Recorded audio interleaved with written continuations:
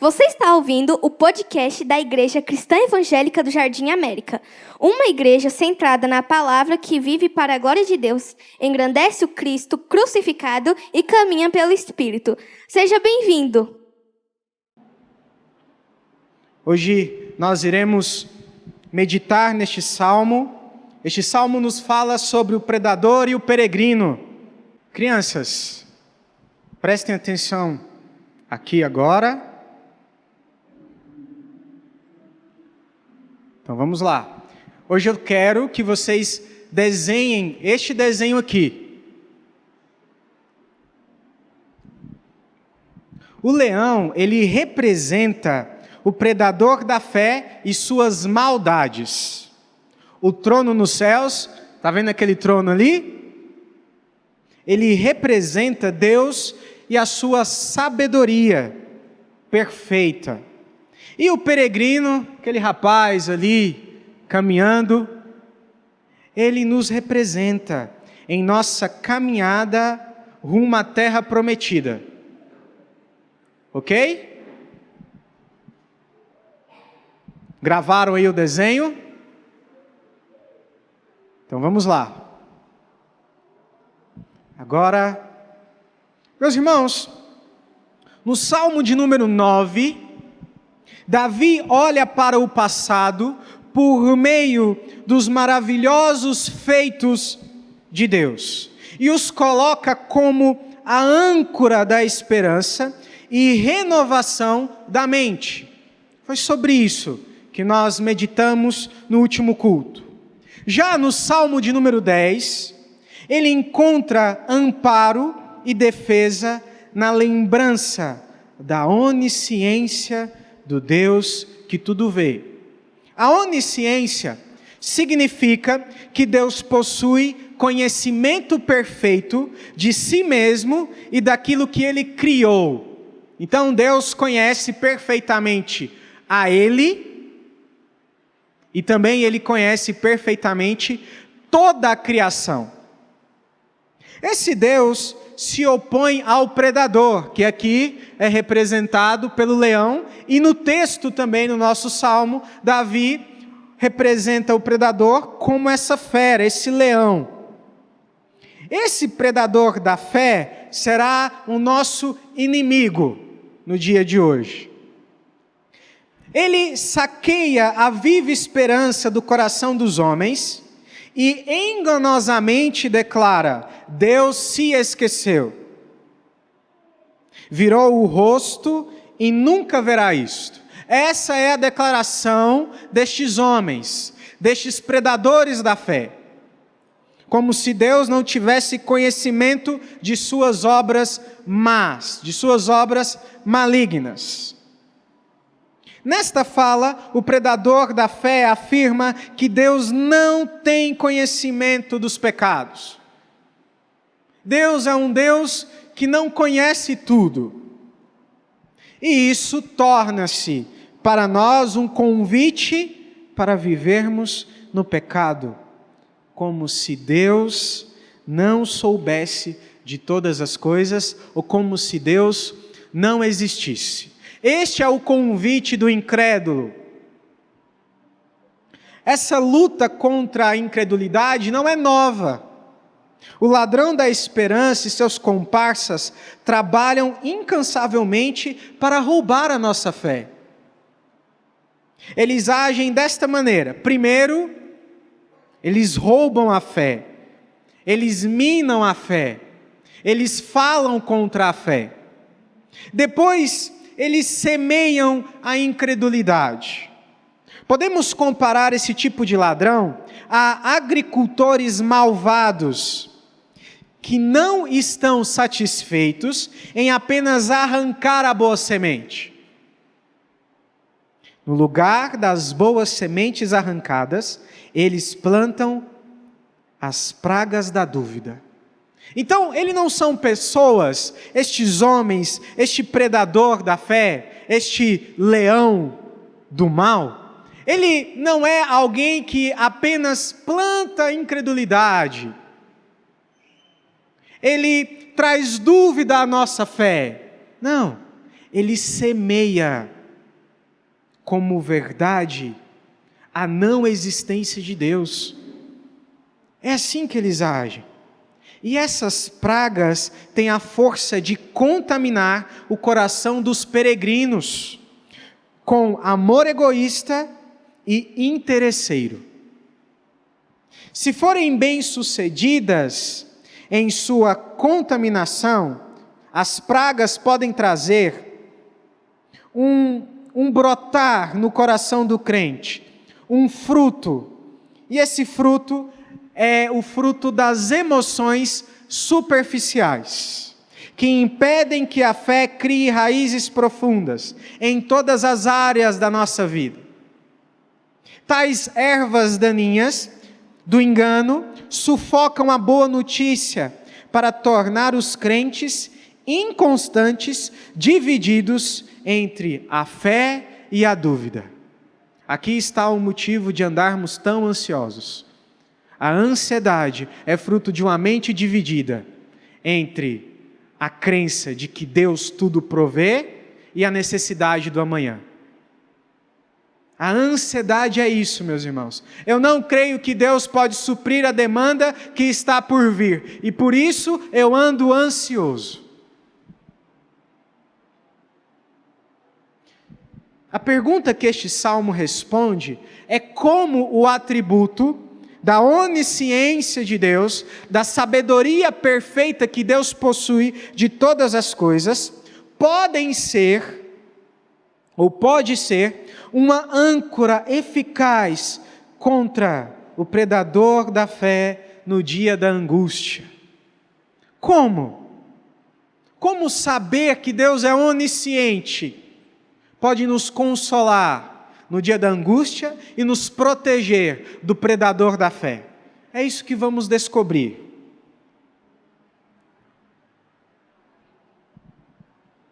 Acompanhe comigo na sua Bíblia a leitura só do versículo 1 e 2, por enquanto.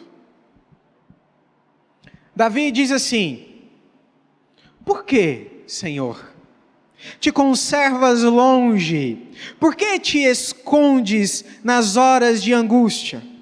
Com arrogância, os ímpios perseguem os pobres, que eles sejam apanhados nas ciladas que armaram. Só até aqui. Você já passou por momentos em que Deus parecia estar longe? Eu acho que todo mundo já passou por um momento onde a nossa percepção era que Deus estivesse longe de nós. Este sentimento, por vezes, é fruto das decepções. Quando Deus frustra as nossas expectativas de consolo, socorro, ajuda, justiça, somos inclinados a acreditar que Deus está distante de nós. Isso porque o nosso imaginário sobre Deus foi criado de maneira positivamente errada. Por isso confundimos o favor do Senhor e o consolo divino com a presença divina. Para nós, Deus só está perto quando Ele responde à minha oração segundo as expectativas que eu idealizei. Aqui Deus está perto. O acontecimento dos meus sonhos e expectativas passou a ser aquilo que prova a proximidade de Deus. E isso não é verdade. Meus irmãos, infelizmente, a nossa percepção da proximidade de Deus está frequentemente ligada às nossas expectativas pessoais. Mas isso pode nos levar a enganos. Vou dar um exemplo. Em quais dessas duas situações, que eu vou dizer agora, Deus está mais perto de nós? Deus está mais perto Na demissão injusta ou na promoção meritória dentro do nosso trabalho? Quando você passou, ou se você passou, por uma demissão injusta, Deus estava mais perto de você? Ou quando você recebeu uma promoção, que você lutou, você trabalhou por anos para conquistar, Deus estava mais perto? Em quais dessas situações Deus está perto? Será que Deus está mais próximo daqueles que têm muitos bens materiais? Ou Deus está mais próximo daqueles que não possuem muitas coisas? Se você concorda que Deus está perto de você somente quando as suas expectativas são correspondidas, você confundiu o favor divino com a presença divina. Para você, Deus só está perto quando as coisas lhe são favoráveis. Quando ganhamos a guerra, Deus está conosco. Quando perdemos a guerra, Deus não está conosco. Mas se você concorda com a alternativa da demissão injusta, você também confundiu o consolo de Deus com a onipresença de Deus. Para você, Deus só se faz presente quando tudo dá errado. É como se Deus estivesse por perto somente no deserto, mas na terra prometida Ele se mantém distante. Quando você está feliz, Deus não está com você. Mas quando você está triste, Deus está com você. Na dor, Deus se faz presente. Na alegria, Ele se esconde. Essa é uma visão errada da presença de Deus. A onipresença significa que Deus está presente em todos os lugares e não está limitado a qualquer local ou espaço físico. Davi não está sugerindo que Deus esteja distante em termos de habitação ou presença, mas clama para que Ele intervenha e ponha fim no triunfo do mal. Quando Davi nos diz aqui no versículo 1, por que, Senhor, te conservas longe? Davi está falando do favor do Senhor, do socorro do Senhor, da graça do Senhor, do livramento do Senhor, não da presença do Senhor.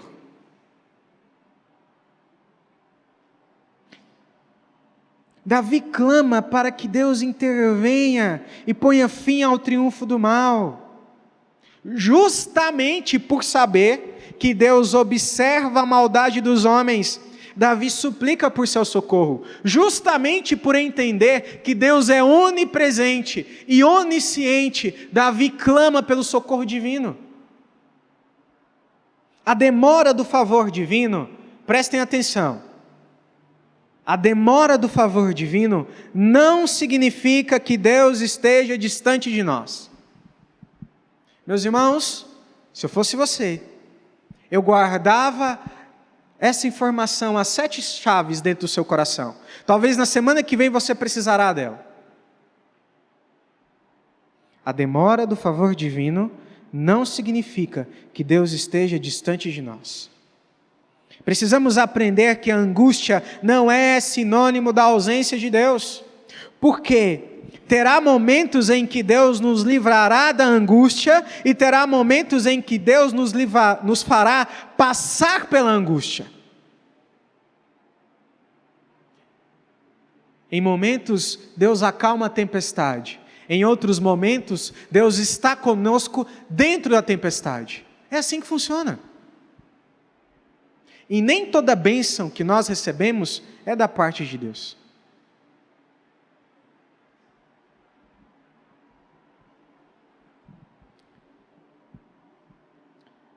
O nosso Deus é um Deus que está conosco em todo o tempo, seja na angústia ou na alegria. O Deus que tudo sabe está conosco, Ele habita em nós. Davi nos ensina coisas valiosas aqui. Nestes 2 primeiros versos, quando o mal triunfa, Davi nos ensina a protestar ao reto juiz. O sucesso do mal conduz os peregrinos ao lamento por meio da oração. O mal triunfa, nós oramos, nós lamentamos, nós protestamos.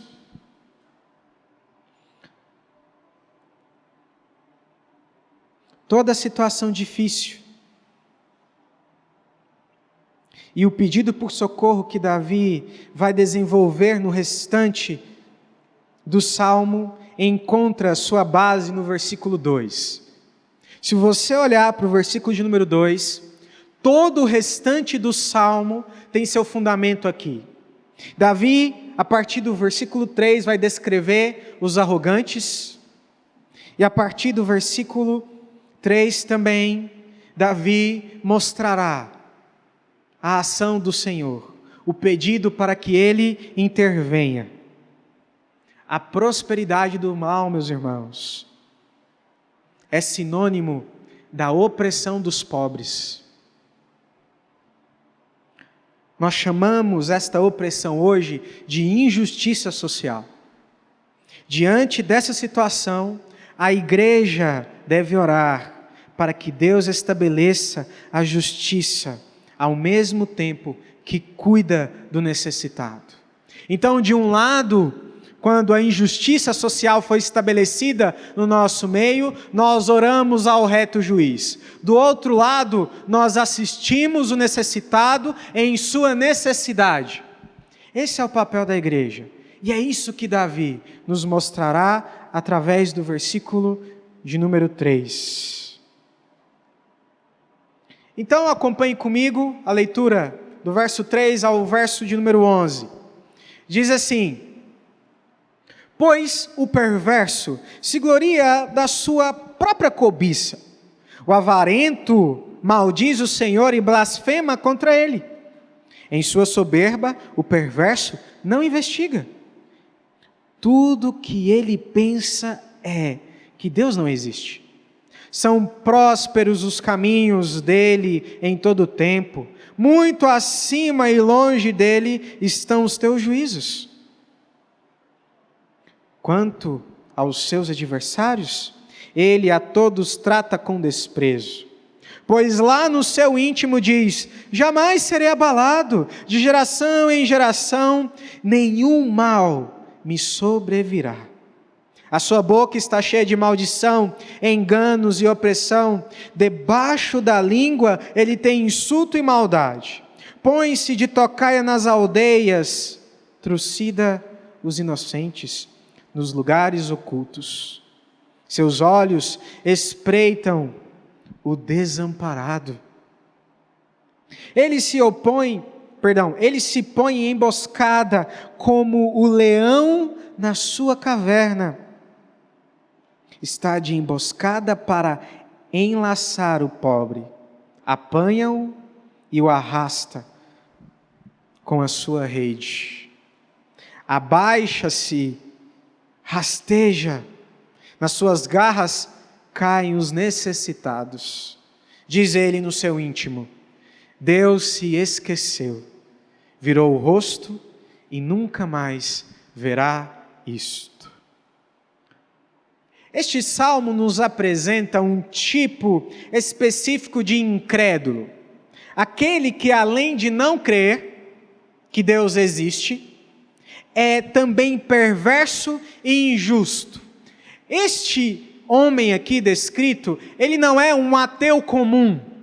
Ele, além de não crer na existência de Deus, ele é perverso, ele é maligno, ele é mau. Não se trata, essa descrição, apenas da falta de fé, mas de uma atitude ativa de opressão, divisão, indiferença e maldade. Existe um padrão de comportamento na vida destes incrédulos que devemos evitar. Mas agora, analisaremos como Davi descreve estes homens. Podemos observar que no versículo de número 2, Davi descreve muito bem um cenário de injustiça social estabelecido.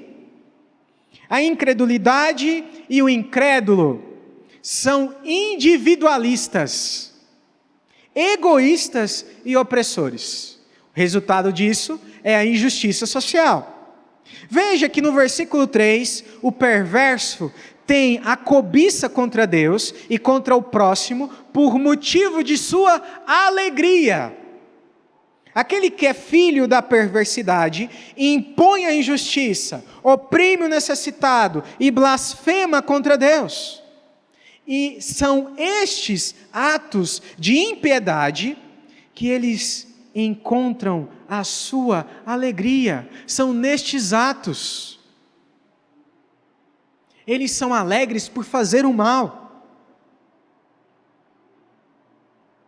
O incrédulo, em sua essência, é egoísta. Ele não quer o bem do próximo. O que ele deseja é poder e reconhecimento. E ele fará qualquer coisa para conquistar isto.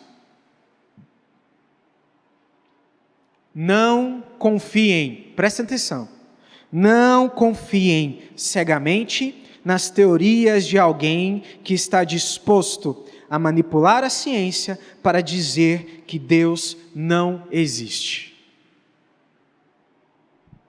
Neste texto, o incrédulo caminha com uma visão de governo que se fundamenta em dois pilares do mal: a negação da existência de Deus e a opressão do pobre. A opressão do necessitado. Os versículos de 4 a 6 revelam como o incrédulo perverso age em sua maldade. Primeiro, ele oprime o necessitado. Então, ele primeiro trabalha através de uma opressão. Depois, no momento da angústia, no momento da fraqueza, da fragilidade do necessitado, ele proclama que Deus não existe. Então ele pressiona, depois que a sua pressão tem o resultado da aflição do coração do pobre, ele declara o seu sermão, a sua pregação, a sua palavra: Deus não existe, é por isso que você está sofrendo. É assim que eles agem. Ele é um predador da fé, usando palavras e teorias para enfraquecer a crença do peregrino. É assim que eles agem. Mas o que ele ganha com isso? Lembre-se de que no versículo 2, nós já o descrevemos como egoísta. Para aliviar a sua consciência do juízo, ele distorce a verdade e a substitui pela mentira. Ao negar a justiça de Deus, cria teorias que rejeitam suas exigências. Pois se um Deus justo existe, haverá julgamento. Assim, para continuar praticando o mal, sem medo de qualquer condenação, ele age, pensa e fala como se Deus não existisse. Ele quer aliviar a sua consciência, ele é egoísta, por isso ele prega que Deus não existe. Ele mente para si mesmo, mostrando que toda a sua perversidade nasce do egoísmo. Além disso, ele espalha a injustiça social como um meio para propagar sua visão. Essa opressão leva o necessitado ao desespero, e nesse estado de aflição, o incrédulo proclama que Deus não existe, que Deus não o livrará, semeando assim a dúvida no coração do oprimido. No versículo de número 6, Davi resume o argumento destes homens. Na sua arrogância pecaminosa, eles declaram que sempre prevalecerão, diante de qualquer adversário. Sabe o que eles estão dizendo aqui, meus irmãos? Que eles são eternos. Nós somos eternos, nenhum mal acontecerá conosco, nós continuaremos a fazer o mal. A fala deles está cheia de maldição, enganos, opressão, insulto e maldade. Eles se portam como um leão à espreita para devorar os inocentes, os fracos, os pobres e os necessitados. Ao descrever a presa que o predador da fé persegue, o salmista nos descreve. Ele descreve uma visão profunda sobre o cristão. Olha que bonito. Do verso 8 ao verso 10, Davi nos diz o seguinte: que em Cristo Jesus somos inocentes, pois a nossa justiça vem dele, e não de nossas próprias obras. Somos fracos, mas nossa fraqueza nos leva a encontrar força em Deus, que nos capacita em nossa fragilidade. Somos pobres, pois nosso verdadeiro tesouro não está nas coisas temporais desta terra, mas nas riquezas eternas do céu. E somos necessitados, pois dependemos da provisão diária de Deus para as nossas vidas. Olha o que Davi declara sobre nós, do versículo 8 ao versículo 10, quando ele descreve a presa que o predador procura matar. Então, cuidado com as pessoas que se aproximam de você no tempo da aflição. É nesta hora que os ladrões da fé armam sua emboscada, como Davi muito bem descreve nos versículos 10 e 11. Eles estão à espreita, eles esperam um tempo da angústia para nos atacar. Cuidado com as pessoas que se aproximam de você no tempo da necessidade. Cuidado. Como eu disse, devemos evitar o padrão de comportamento dos incrédulos, pois não podemos cooperar com a injustiça social.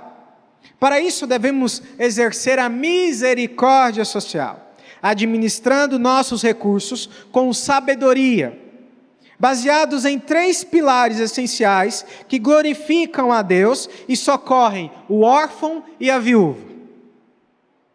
Primeiro, nós devemos administrar os nossos recursos, cooperando com o reino de Deus por meio do dízimos e ofertas. Segundo, devemos ajudar os necessitados que realmente precisam. Terceiro, devemos usar o nosso dinheiro para prover as necessidades da nossa família. É assim que nós glorificamos a Deus com o nosso salário. É assim que nós combatemos a injustiça social. Também devemos fugir da prática da maldade, evitando a soberba, o engano e a opressão. O que é soberba? Ou como manifestamos a soberba?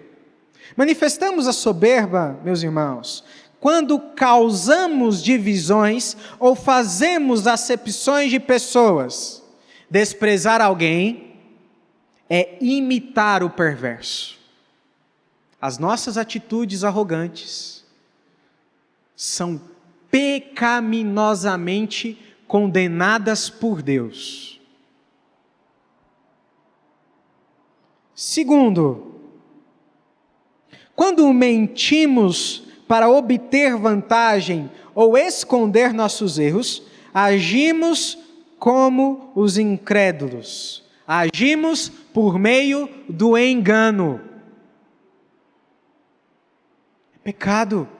O pai da mentira é Satanás. Nós imitamos a Satanás quando nós enganamos o outro. Terceiro, a opressão. Oprimir é ameaçar, insultar, ou acusar alguém que não pode se defender. Pressionar o mais fraco é blasfemar contra Deus. Meus irmãos, estes pecados são pecados que batem à nossa porta, e se nós avaliarmos os nossos comportamentos, nós imitamos muito o perverso. Nós precisamos confessar esses pecados, nós precisamos abandonar esses pecados, nós precisamos mortificar esses pecados, porque Deus nos julgará. Deus nos julgará. No Salmo, esses pecados estão ligados à fala. E não se engane, todos nós somos capazes de cometê-los. Não se deixe influenciar por alguém que age dessa forma, pois aqueles que ensinam a perversidade não são verdadeiros amigos. Não se deixe influenciar. Não importa quem seja. Não importa. Seja de dentro da sua casa ou de fora. As pessoas que agem assim não são verdadeiramente nossos amigos. Se você tem praticado ou ensinado esses pecados, abandone-os agora, pois eles refletem o caráter dos mais perversos filhos da perdição. É grave isso aqui. Não está falando de um pecador comum, mas de um pecador que é perverso, é mau. Cuidado, meus irmãos. De Deus não se zomba. Tudo que o homem plantar, ele semeará.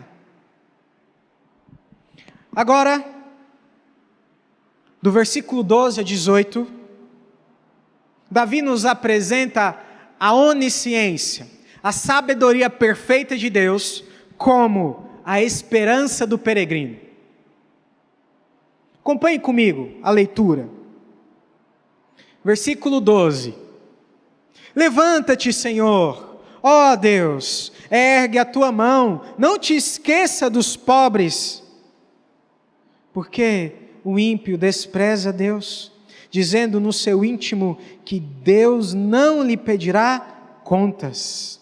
Tu, porém, tens visto isso, porque atentas ao sofrimento e à dor, para que possas tomar em tuas mãos. A ti se entrega o desamparado, tu tens sido o defensor do órfão. Quebra o braço do perverso e do malvado, pede contas da sua maldade, até que a descubras de todo. O Senhor é Rei eterno, a sua terra somem as nações. Tens ouvido, Senhor, o desejo dos humildes. Tu lhes firmarás o coração e ouvirás o seu clamor, para fazeres justiça ao órfão e ao oprimido, a fim de que o ser humano que é da terra não se volte a espalhar o terror. No restante do Salmo 10, Davi nos ensina uma verdade essencial para os momentos em que o favor divino parece distante e o mal parece triunfar. Devemos nos apoiar na certeza de que Deus sabe de tudo. Nos primeiros versículos, aprendemos que Deus está sempre presente, seja no deserto ou na terra prometida. Além disso, Ele tem pleno conhecimento das obras dos homens maus, e no tempo certo, retribuirá a cada um conforme a sua justiça. Essa verdade nos traz esperança, pois mesmo que nem sempre compreendamos os motivos do sofrimento, podemos ter a certeza de que Deus vê todas as coisas. Se eu não sei, Ele sabe. Essa confiança é como um bálsamo para as nossas vidas. Muitas vezes não teremos explicações para o triunfo momentâneo do mal, da corrupção e da perversidade, mas devemos continuar firmes na perfeita sabedoria de Deus. Assim como Jó enfrentou provações sem receber respostas, também nós, em determinados momentos, precisaremos apenas descansar no fato de que Deus sabe de todas as coisas. Meus irmãos, terá momentos que Deus não nos explicará. Ele não nos deve essa explicação. Mas Ele se colocará como aquele que sabe. E aquele que sabe é o nosso descanso. No verso 12, Davi clama novamente por socorro e expressa sua queixa contra o ímpio, descrevendo-o como alguém que despreza Deus. No entanto, no versículo 14, ele encontra alívio na onisciência de Deus, saber que Deus vê e julgará os atos dos perversos nos traz paz, pois temos a certeza de que o mal não triunfará para sempre. Em um dia onde a desigualdade será extinta de nossa sociedade, assim como a acepção de pessoas. Um dia, meus irmãos, Deus tirará toda a maldade do mundo. Este é o nosso Deus, o Deus que vê. A força do homem mau será quebrada, o braço do perverso não prevalecerá no dia da prestação de contas. Pois naquele dia, todas as suas obras serão expostas, o mal que ele faz às escondidas será exposto. A partir do versículo 16, Davi reafirma a sua esperança na sabedoria de Deus. Se a justiça ainda não chegou à sua vida, não se sinta abandonado, pois o Deus que sabe de todas as coisas lhe é suficiente. O juízo divino virá no tempo certo. Deus, além de ser a fonte de justiça perfeita, Ele também é a fonte de sabedoria perfeita. E isso nos consola. Ele nos conhece profundamente. Ele vê as nossas fraquezas, sabe quando somos inocentes ou culpados, e nunca enfrenta a limitação do desconhecimento. Esse é o nosso Deus. Ter um Deus que conhece tudo de forma perfeita nos dá segurança total, pois Ele tem plena habilidade para cuidar, prover e nos proteger. Este é o nosso Deus. É nessa verdade que o peregrino deposita sua confiança. Em que verdade você tem depositado a sua confiança? Sobre qual pilar você tem caminhado rumo à terra prometida? Quando o mal prospera por um breve tempo, o que você faz?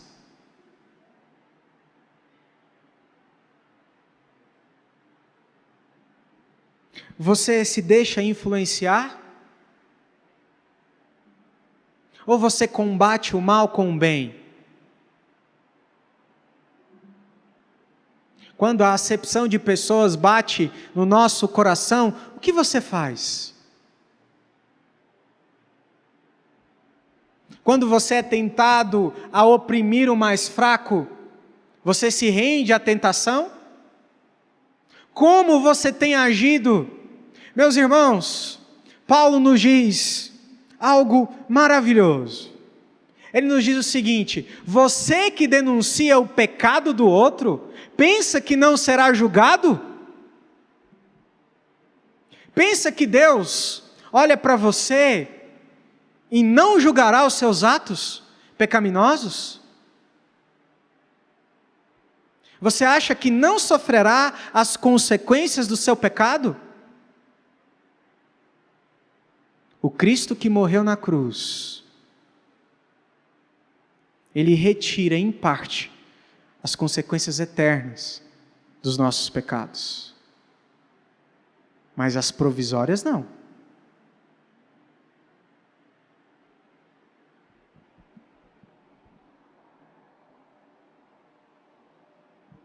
Quando o mal prospera por um breve tempo, o incrédulo diz em seu coração que Deus não existe. Sabe como a gente faz a mesma coisa? Agindo como se Deus não existisse. Fazendo o mal como se Deus não existisse. Pecando contra Deus como se Ele fosse um amigo qualquer. O baixo conceito de Deus retirou o temor correto dos nossos corações. E agora nós vivemos de forma pecaminosa, escancarada, sem temor nenhum. Cuidado. O peregrino, no entanto, ele age de forma diferente. Ele protesta diante de Deus. Quando o mal prospera, nós devemos protestar, lamentar e descansar na certeza da sabedoria de Deus. Ele sabe a verdade. O aparente tardar da justiça divina nunca deve ser um motivo para a incredulidade ou para pecarmos, mas sim um chamado à oração, ao lamento, ao clamor contra o mal. É isso que a gente faz quando o mal prospera. O sofrimento, meus irmãos, tem um propósito, assim como o próprio mal. Ainda que não entendamos completamente estes propósitos. Por isso, devemos descansar na sabedoria divina. Essa sabedoria é para nós um amparo, o que significa que nunca seremos desamparados. Às vezes, coisas acontecem que nós não entendemos o porquê. Pessoas boas são acometidas de doenças. Acontecem coisas ruins com os crentes. E muitas vezes a gente não sabe o porquê. O mal no mundo nos lembra que o nosso mundo é quebrado e que agora nós precisamos olhar para aquele que está acima do sol e descansar na sabedoria dele, não no nosso conhecimento falho e limitado. Jesus sofreu na cruz a ira e o abandono de Deus, para que hoje eu e você fôssemos amparados por Ele. Esse é o Deus que nos ampara, mas não viva a sua vida de forma pecaminosa. Deus julgará o seu pecado. E cuidado, cuidado. O pecado que cometemos conscientemente tem a força de nos levar à incredulidade. Cuidado. Ao mesmo tempo que a Bíblia nos diz sobre a eleição, ela também nos diz sobre o poder do pecado. Ela nos diz sobre o laço de Satanás. Então, cuidado.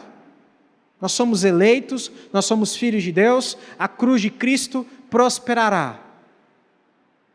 Mas o pecado também tem força de prosperar em nossas vidas, de trazer muitos males. Cuidado. Eu quero concluir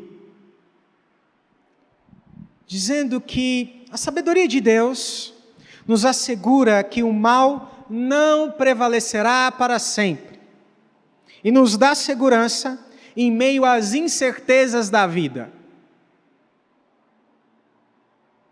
Este salmo nos mostra 2 pontos fundamentais. Primeiro, que a incredulidade, ao negar a existência divina, rouba a esperança e oprime o necessitado e inocente. Segundo, que a onisciência de Deus é a garantia de que Ele vê todas as coisas e agirá no tempo certo. Assim, mesmo quando o favor divino parecer demorar, não devemos nos desesperar, mas confiar em seu perfeito conhecimento e cuidado. Meus irmãos, você pode descansar, nós podemos descansar no Deus que tudo vê, no Deus que tudo sabe. Crianças, agora olhem aqui para mim. Tem uma conclusão para vocês também.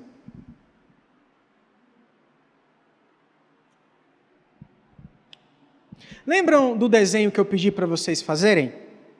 O peregrino, o leão e o trono de Deus? Beleza. Imaginem esse peregrino viajando por um deserto difícil, seguindo o caminho certo e estreito, rumo à Nova Jerusalém. Imaginou? Aquele deserto, aquele calor pior do que o de Goiânia.